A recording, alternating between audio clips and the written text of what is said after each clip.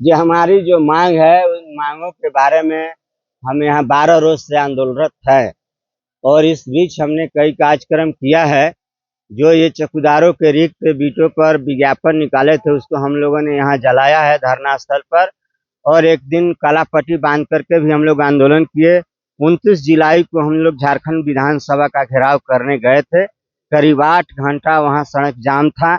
इसके बाद एसडीएम साहब आए, यहाँ के रांची के एसपी मेहता जी आए, गृह विभाग के संयुक्त सचिव राधेश्याम जी आए थे। वो लोगों से बातचीत हुई और वो लोग एक ही बात रट रहे थे, कोर्ट का ऑर्डर है, हम लोग इसमें क्या करें। मैंने कहा कि कोर्ट में आपने हमारा साक्ष्य प्रस्तुत नहीं किया और वहाँ साक्ष्य प्रस्तुत करना आपकी जवाबदेही थी। हम अलग से वकील महंगा वहाँ ला करके बहस नहीं करा सकते, इसलिए कि हम लोग गरीब आदमी हैं। हम करोड़ों रुपया खर्च नहीं कर सकते लॉयर पर।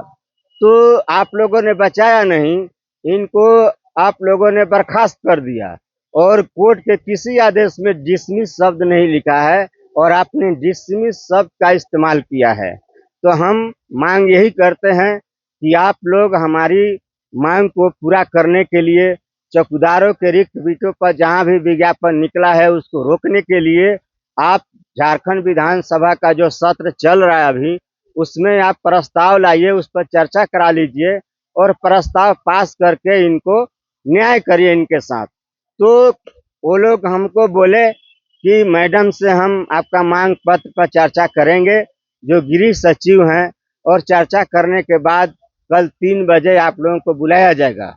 लेकिन हम लोग इंतजार करते रहे, हम लोगों को बुलावा नहीं आया कल। इसके बाद हमने एसडीएम साहब से बातचीत किया और उन्होंने कहा, पूछ करके बताया कि आज के बारे में कि 3 से 4 के बीच में आप लोगों को शाम में बुलाया जाएगा, कल लोग व्यस्त है हाउस में। तो अभी तक तो यही प्रोग्रेस है, लेकिन आपके माध्यम से मैं जानकारी देना चाहता हूँ कि ये लोग रामगढ़ जिला में जो राजधानी के बगल में है, वहाँ इतना रफ्तार तेज है कि जल्दी जल्दी विज्ञापन निकाल करके वहाँ लिखित परीक्षा ले ली गई, दौड़ करा लिए। तो हम आपके माध्यम से माननीय मुख्यमंत्री जी से कहना चाहते हैं कि जो रामगढ़ में परीक्षा ली गई है उसका रिजल्ट आप रोकिए। आप नहीं रोकिएगा तो मैं आपका भी घेराव करूंगा। हमको आप लोग मजबूर कर रहे हैं घेराव करने के लिए। हम जानते हैं कि ये जो मामला है आप अध्यादेश से ही सलटा सकते हैं या सदन में प्रस्ताव पास करके ही सलटा सकते हैं। तो एक चौकीदार का मामला नहीं है, हजारों चौकीदार का मामला है। ये सब रोड पर आ जाएंगे और वही लोग इस व्यवस्था में आ जाएंगे जो दलितों, पिछड़ों को, अकलियतों को सदियों सदियों से जानवर जैसा स्थिति में जीने के लिए ये लोग मजबूर करते थे, वही लोग इस व्यवस्था में शामिल हो जाएंगे और गरीबों को तंग तबाह करेंगे। तो माननीय मुख्यमंत्री जी हमेशा बोलते हैं कि ये सरकार दलित पिछड़ों की है, आदिवासियों की है, मूल निवासियों की है, गरीबों की है। तो ये चौकीदार हैं कौन?